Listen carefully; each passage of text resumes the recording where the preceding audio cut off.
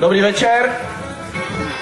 Tak, ještě předtím, než začneme, tak upozorňovat vás nebudu dneska, jo, už jsem vás upozornil odpoledne na to, co vás tady čeká, ale nachystal jsem si tady pár věcí na ukázku. Říkám tomu takový malý vaření. Některé věci nebudu nazývat pravými jmény, je to jenom čistě z důvodu, aby pak někdo nenaskl, že tady učím děti nějaký různý věci, jo, ale je to jenom spíš tak, abyste byli trošku v obraze, z čeho ta pyrotechnika se trošku tak skládá. Moc nevidím, prosím tě, jo. Nevadí, ale furt nevidím, jo, díky, už je to něco lepší. Jo, ale v podstatě základ všeho, co vůbec je potřeba v zábavné pyrotechnice, ať jsou to nějaký, počínají nějakýma petardama, včeličkama, vším možným, až po velký ohňostroje, všude potřebujete střelný prach. Střelný prach, čeho se skládá, to si můžete najít na internetu, to vám tady nemusím vysvětlovat a spousta lidí už to ví. Střelný prach máte vlastně, nebo jsou ho svým způsobem takový dva druhý, který se používají. Který se používá v té pyrotechnice, je ten levnější, je to prach nečištěný, prach dýmový, jo, který dělá spoustu kouře, vidíte to sami, když je nějaký ohňostroj, nebo tady, když bylo vlastně nějaký to bouchání, nějaký ten pyrotechnický efekt, všude se používá ten prach, který dýmí, poněvadž za prvý v té divadelní potřebě ten dým vlastně nám pomáhá k dotvoření nějaký takový té kulisy, vidíte sami, když tady zakouřený, vypadá to celkem pěkně, než kdybychom použili ten bezdýmej, ten dražší, který ani neudělá to, co potřebujeme, takže bezdýmej prach. Tak, vidíte to, čínská potřeba nehoří, tak já si tady vezmu jinou stopinu jenom. Tady to zahasím, tak zapálím to znova. Tak, bezdýmej prach. Vidíte sami, spousta dýmu, minimum ohně. Používá se ještě vlastně na trhací práce, jo, v dolech, kde potřebují jenom odlamovat kámen, ať je to žula, nebo nějaký takový materiál, z kterého potřebují získávat bloky. Jo. Je to vlastně věc, která když zahoří, udělá spoustu plynu, tím pádem velký tlak, ale není to tak silný, aby to mělo v podstatě destrukční účinky. Pak máme prach bezdýmej. Ten se používá do munice, já tady mám připravený takový lauf pěkný. Ten se používá do nábojnic, do munice, protože má tu obrovskou vlastnost, že nedýmí a tudíž nám nezasírá hlaveň.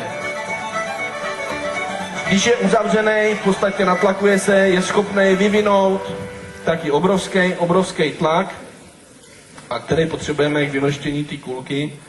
Jo, nebo ať už je to v nějakém tanku nebo v něčem takovým. Tak. Vidíte sami, že ten bezdýmej v podstatě nám ani nezadýmí a krásně hoří. Pokud není upěchovaný, jo? Dělá nám krásný plamen, jo? Tak tady to máte střelný prach. Bezdýmej. Tak, počkáme, až dohoří. Děkuju. Tak, vidíte sami, vydrží tam celkem dlouho, udělou nám to až takovou pěknou fontánku.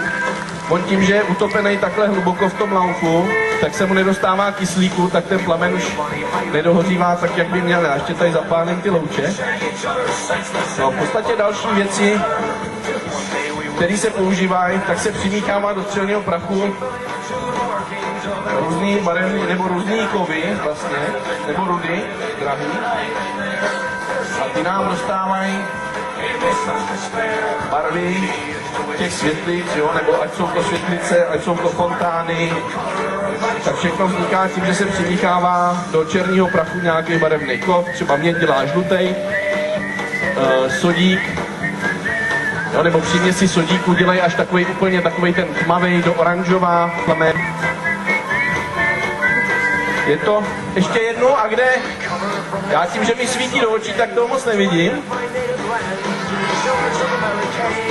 A ani vás neslyším, super, už to tamhle zapaluje, kolegyně, paráda. Tak, ani nevím, kde jsem tuhle tu vzal, tak ji zatleskejte, že je šikovná, přijímavá.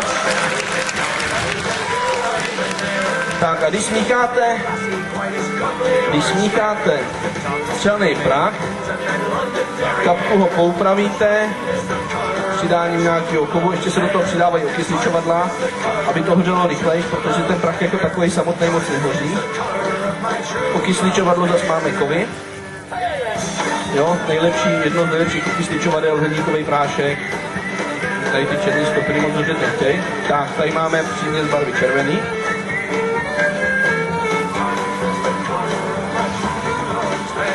Tak, to máte červenou barvu. Žlutou barvu vám ukážu hnedka, jen co to tady trošku dohasne, aby mě to hnedka neopálilo.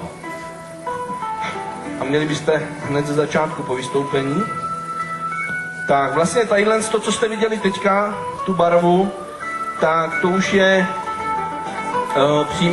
přímo